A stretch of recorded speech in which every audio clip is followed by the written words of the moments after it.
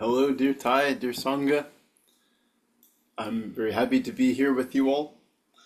And so today's talk, today's topic is on the four great efforts, also known as the great endeavors. And so I would like to talk about those, but first I want to go on a slight tangent slash opening to this talk. As I go through my life, like I'm guessing many of you as well, sometimes I hear music, and maybe it's from a movie that I've watched or the radio. I often like to drive in silence, but sometimes a song comes on, a song appears, and part of the song gets stuck in my head and rotates around. And sometimes the lyric that gets stuck in my head is a very prominent one, something that's almost like a Zen koan, something that I can reflect on and come back to again and again. And so this song fragment comes from the song Everybody Wants to Rule the World by Tears for Fears, a popular song back in the 80s, 90s, 70s maybe. And the song opens with the line, "Welcome to your life. There's no turning back. Welcome to your life. There's no turning back." And I've just been walking with that, driving with that, reflecting on that line as I go through my life. That we're born into this life and we have to live this life. There's no turning back. We can't turn around and go back into the womb. We can't go back necessarily to the place that we've come from. We have to live our life. And each of us is granted this unique life to live. I am Nick Bellegarde in this moment. There's Bobby Perkins there. There's Paul, there's Paula, there's Billy, there's Cornell. And there's many of you in the room as well with your own unique life that you must live as well. You have to keep on living your life. There's no turning back. And also that there's no duplicate life. There's not going to be another Nick Bellegarde. There's never going to be another Bobby. There's never going to be another Paul. Our lives are very unique in that we're born into this circumstance, this life, and there's not going to be another one of us. And at the same time, we have this sense of interbeing that me, myself, I'm made up of all these other components that make up me and who I am, that there is no such thing as a separate Nick Bellegarde. However, there is still this sense that I'm living my life. I have this mind here with me that I need to cultivate and do things with. And so the Buddha has this teaching on the four great endeavors, the four great things we can do with our one unique life that we have, that we can't turn back from, that we have to live. And that's this great opportunity, this great, wonderful, unique opportunity that we have to live our own life. So I'm going to question you all at this point. What do you all think the four great efforts are, the four great endeavors are? What do you think the Buddha taught are the four great things, esteemed things that we can do with our minds, with our life, in this brief time that we have as ourselves? So I'll go ahead and bow out, and if you'd like, feel free to bow in and guess, what do you think one or all of the four great efforts are that the Buddha taught?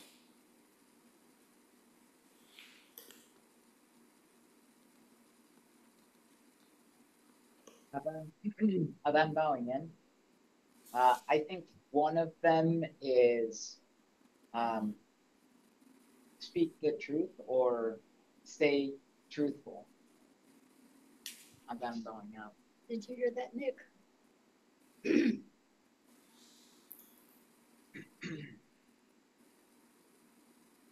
They've been bowing.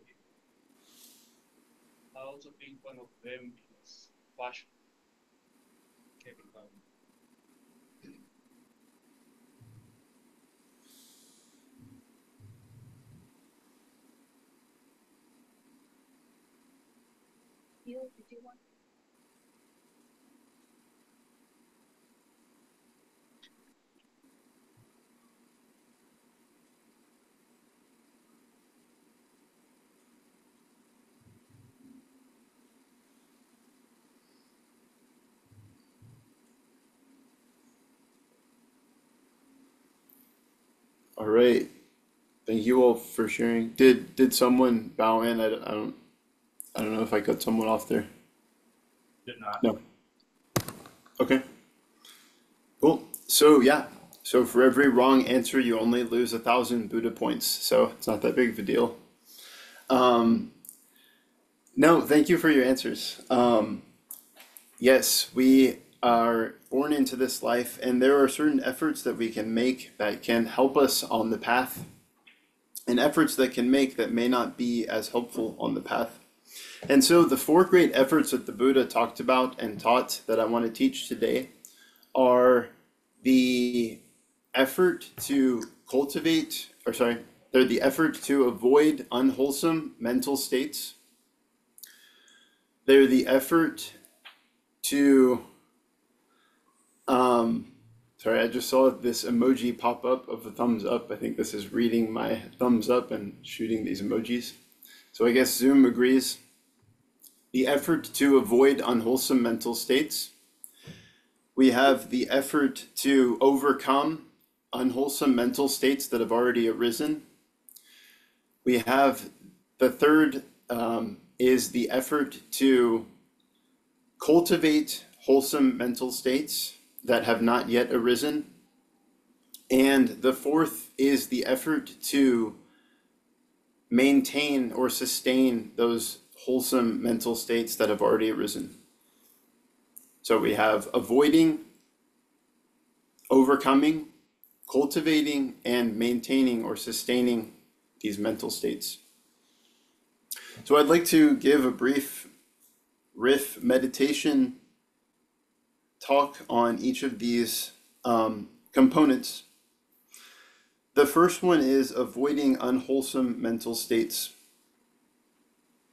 When we look into our world and when we look into our society, we may have this sense that a lot of what we see, what we engage with, what we interact with, whether it's on the TV, whether it's in our society, whether it's in our workplace, whether it's in the restaurants that we frequent, there may be moments where we have this sense that there's a lot of unwholesomeness out there, that there's a lot of seeds of toxicity and violence, that in the foods that we eat and the drinks that we drink, there may be a lot of toxins and chemicals that can serve to pollute our minds and our bodies, that can leave us in a state where we're feeling unwell, unwhole, not in a good state. So there may be times in our life where we are just aware of how much unwholesomeness there is out there in our society. And when I think about wholesomeness and unwholesomeness, I like to think of kind of a circle, a continuum, perhaps the teaching of the golden rule, do unto others what you would like done unto you. And so I would like to think of a unwholesome state or an unwholesome action or an unwholesome speech as something that's done where you're doing it to another person and they would not, and it's something that you would not really like to be on the receiving end of. So an easy example is doing some kind of act of violence where someone is harming another person, and there's a really good chance that you would not like to be on the receiving end of that harm. We can look at things like gossip or hateful speech.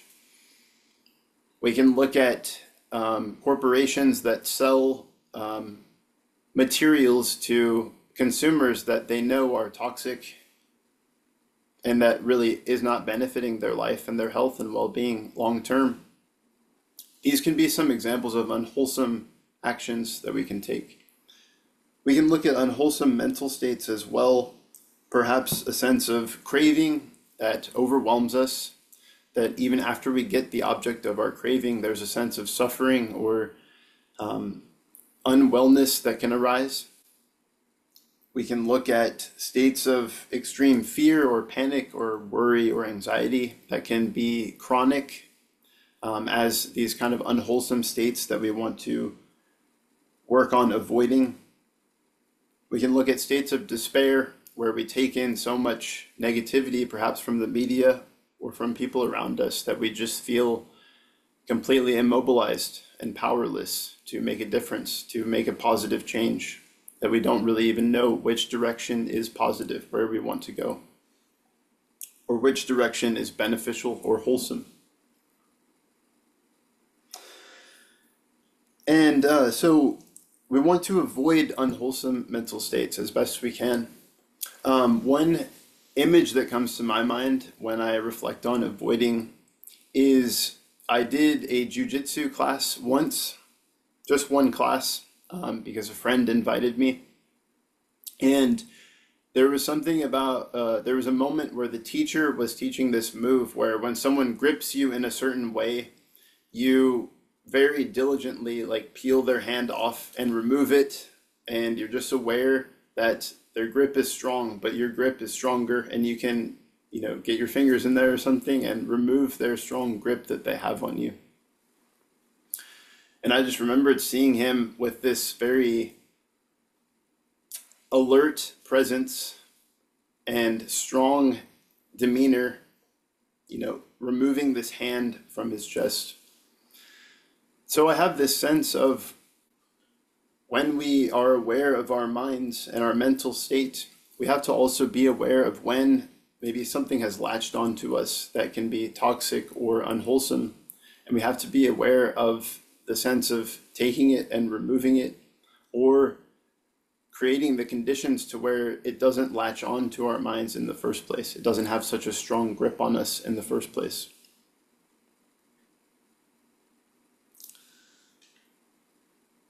So avoiding unwholesome mental states. The last talk that I gave to the Dallas Meditation Center was on non-fear. And when I was researching that, I was reading The Bodhisattva Path by Thich Nhat Hanh. And in that, he reflects on a saying of the Buddha that talks about something that we should fear. And one of the things that the Buddha said it is appropriate to fear is this sense of being surrounded by people that don't necessarily have our best interests in mind, and that can pull us down a path of sorrow and despair and lead us into this sense of being influenced into unwholesome ways of being. And so when we have this great insight of interbeing, when we have this chant of the mind of loving kindness and compassion, we have to find a way to make that real.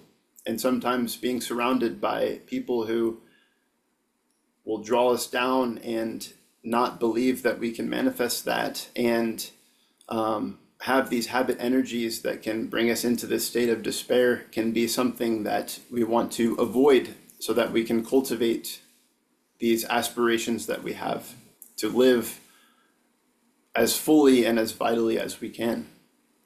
That doesn't mean we need to always run away from certain people, but it can be useful sometimes to take a break from the habitual patterns that we have, to go on a retreat for a weekend, to go to a day of mindfulness at the Dallas Meditation Center, and to really reflect deeply on how we're living our lives and if we're living our lives in the best way we can. So that's avoiding, which is the first great effort. Even if we make a little bit of an effort in that direction, it's still something that the Buddha sees as a very meritorious thing, to avoid these unwholesome states. The second great effort is overcoming unwholesome mental states that have arisen. Overcoming unwholesome mental states that have arisen. So in my notes, I would like to share my alcohol story. And that's something that I would like to talk about a little bit right now.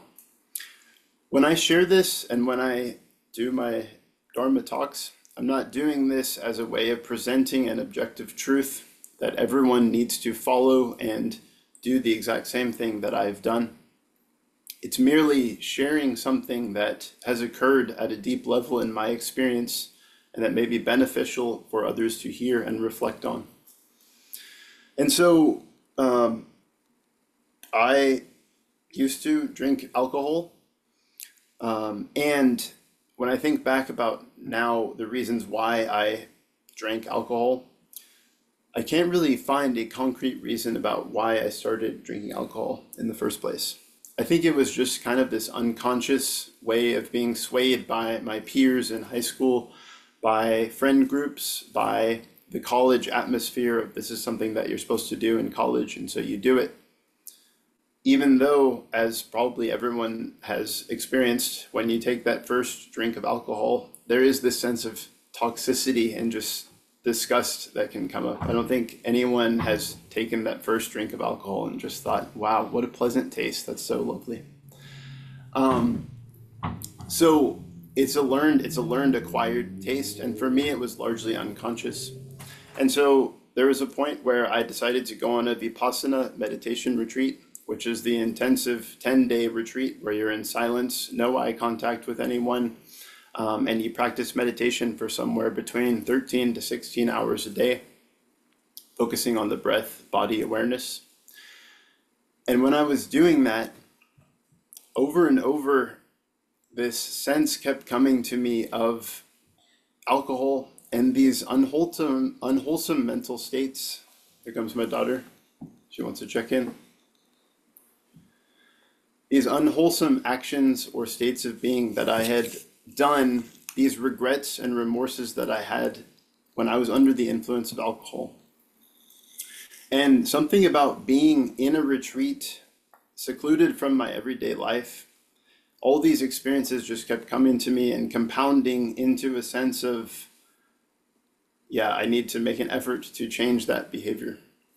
I wouldn't call myself an alcoholic or anything by any stretch of the imagination, but I would say it was this habit energy that was there that I didn't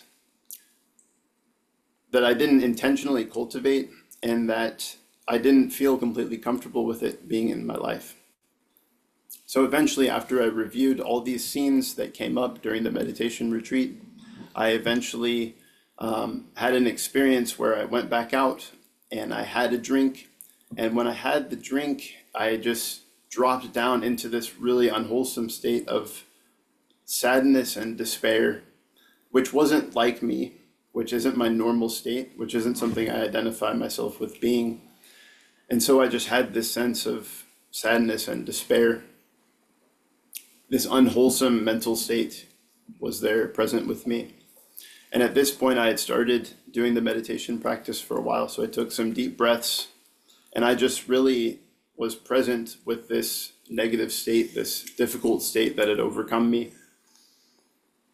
And I practiced with it.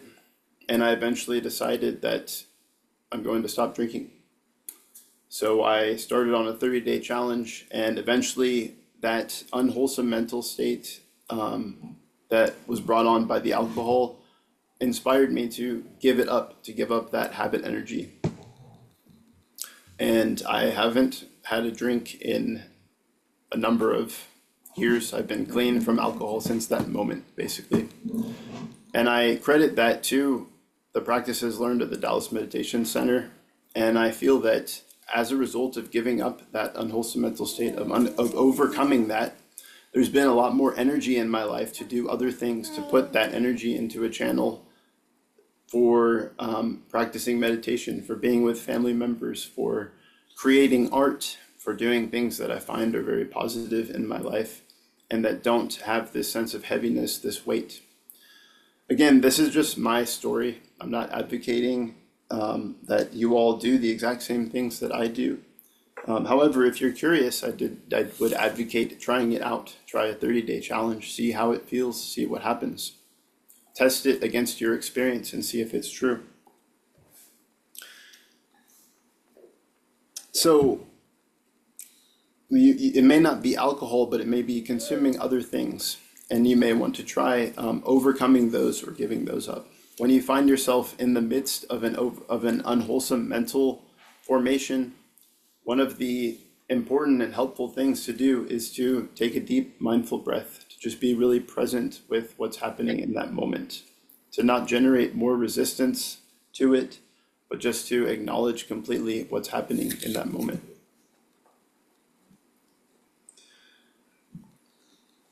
There's a quote that I like in the Zen tradition about where a student comes up to a Zen teacher and asks him, how do we realize the nature of deathlessness, of non-dying? How do we realize the nature of no birth, no death? And the teacher says, we realize that right in the midst of birth and death. We have to realize the ultimate dimension right in the historical dimension. We have to start to transform our unwholesome mental states and cultivate those wholesome mental states right in the midst of our suffering. So when we're experiencing an unwholesome mental state, that can be the catalyst for us to make the effort towards abandoning that and cultivating more wholesome mental states. So the third right effort or great endeavor is cultivating wholesome mental states. So how do we cultivate wholesome mental states? When I think of wholesome mental states, I think of the things that we chant in the DMC pamphlet of may all beings be happy. Happiness, true happiness is a wholesome mental state. May all beings be free, feeling ourselves free, liberated, not bound by certain habit energies, free to act and choose.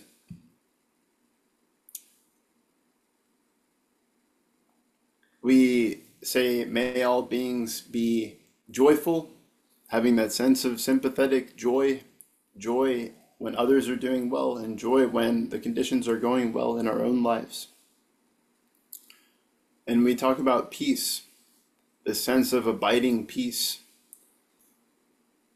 Thich Nhat Hanh often said that if we're advocating for peace, if we're a peace activist, but we're not peaceful in our hearts, then our efforts may be wasted. We can't be an angry peace activist. We want to be a peaceful person that's cultivating and striding in the direction of justice for our communities, for our society. So cultivating wholesome mental qualities is beneficial. And Dahlia is trying to add some emojis to my talk in this moment. One kind of story or anecdote that I like around cultivating positive mental qualities, wholesome mental qualities, is the anecdote of a lightning bolt. So sometimes when we think about meditation, it can be like a flash of lightning in the sky. For some people, meditation never becomes more than something they hear about or something they practice maybe one time. For people like that, meditation is like a flash in the sky. It's something we see, it's a bright light lighting up the darkness, but it's not something that we can take in and embody. So when we talk about cultivating mental states, it's almost like Benjamin Franklin out there with his kite, channeling the electricity from the lightning and creating a stable source of electricity and lightning. Similar to what Bobby said about the power, even though our power doesn't rest in electricity, our power can be seen as this meditation practice, as going from something that's just vague or a one-time thing to something that's more deeply abiding and present. When we talk about cultivating wholesome seeds, Thich Nhat Hanh also mentions that our mind is like a garden. And with our actions, with our speech, with our relationships, we water positive seeds. Whatever we do helps those seeds to grow in our minds. So we can look at our lives as an act of consciously placing attention on different aspects and cultivating, growing those wholesome seeds from just a small shoot that might be coming up to a wholesome plant to maybe a tree, all the way into a tree that can bear fruit, and we can share that with other people in our lives.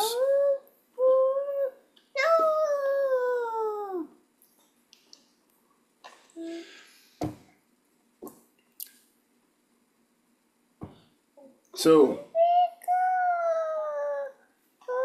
do you want to say something, Dahlia, about cultivating wholesome seeds? So, I don't want to, Daddy. she doesn't want to talk about cultivating wholesome seeds today. So the fourth quality is maintaining wholesome mental seeds. Once we started to cultivate those and water those, we can maintain those. And I think one of the most important parts of that is having a sangha, having a community. Dahlia, shh, I'm giving a talk. Having a community that we can practice together with to regularly recite and repeat these qualities.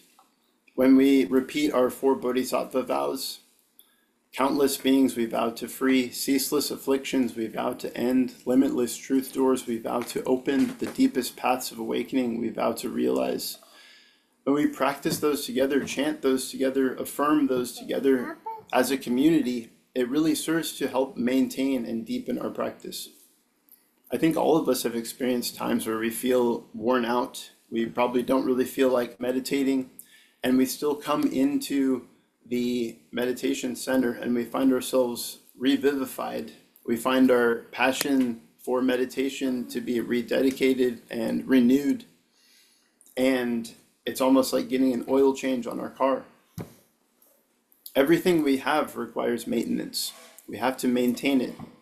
Even if we've had an experience of sublime enlightenment, a vision unlike anything we've experienced before, we still have to maintain that through our practice.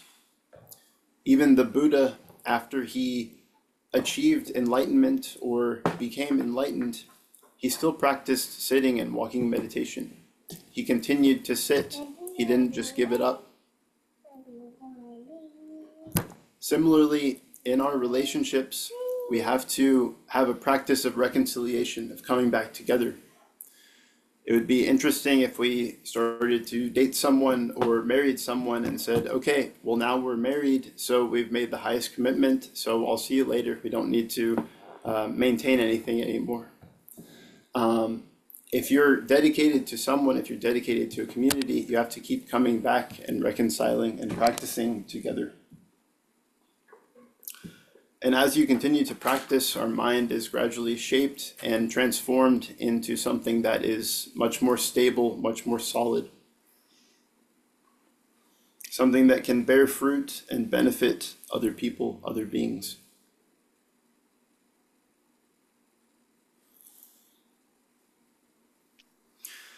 So, when I think of maintenance, I like to think of the Buddha's image of a light shining brightly. One of the Buddha's last talks before his passing into parinirvana was that we shouldn't take refuge in anything outside of ourselves. That we should make a light of ourselves, make a light of our lives, and let that light shine brightly for the benefit of other beings. We can think about maintaining our light as the great effort of maintaining this wholesome state of light, of compassion, of loving kindness, as something that feeds that fuel of light and keeps the light burning in a wholesome, clear way. And we don't want to add things to this light that are going to snuff it out, that are going to make it into something that's not burning anymore, that's not shining anymore. So we can ask ourselves, what are practices that we do that kind of serve to snuff our light out, and how can we keep it burning more cleanly, more presently?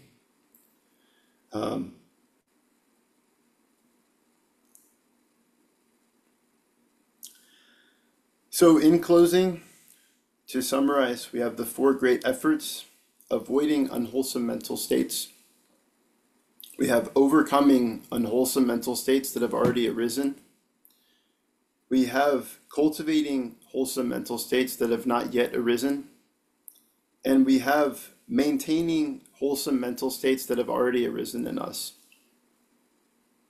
If we do any or all of those four great efforts, we'll be able to see more clearly the path, and we'll be able to share the fruits of our practice with others in a beneficial way.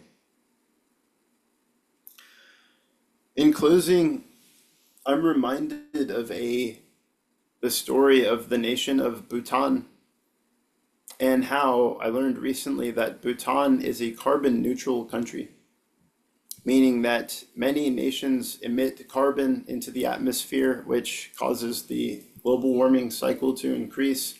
But Bhutan is one nation that actually can import carbon from other nations, because they have the resources and the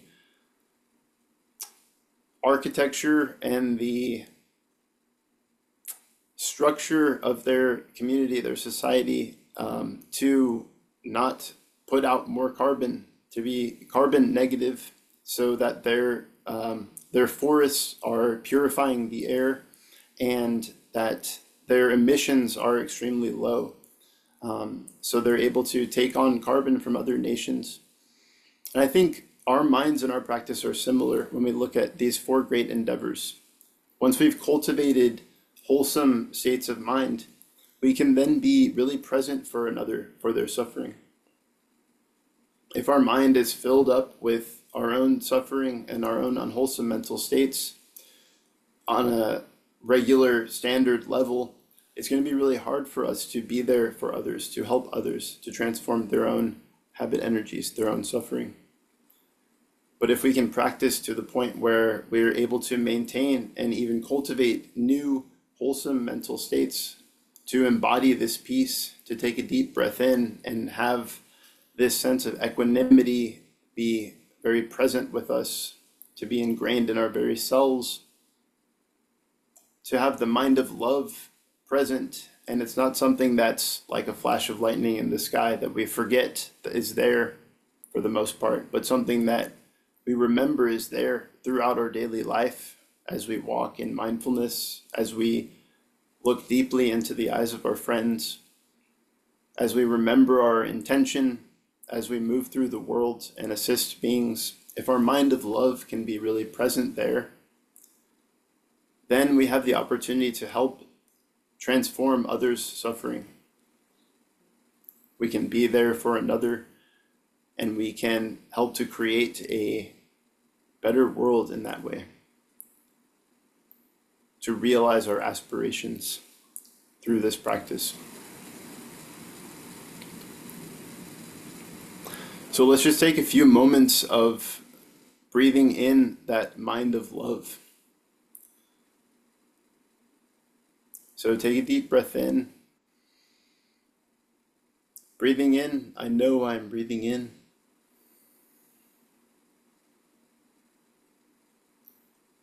Breathing out, I know I'm breathing out.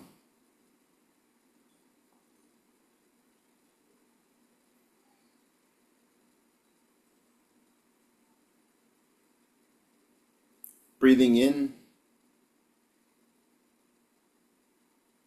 I bring peace into my body.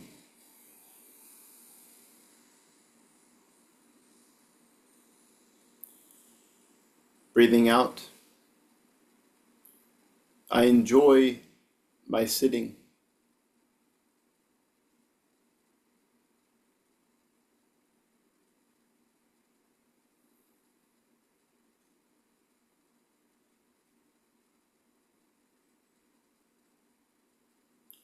Breathing in, I embody the mind of love.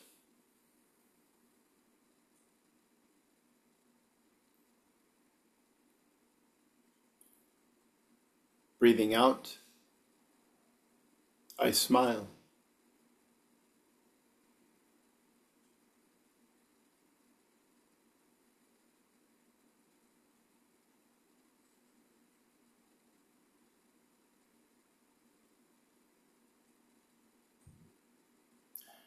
Dear friends, thank you so much for listening to this talk.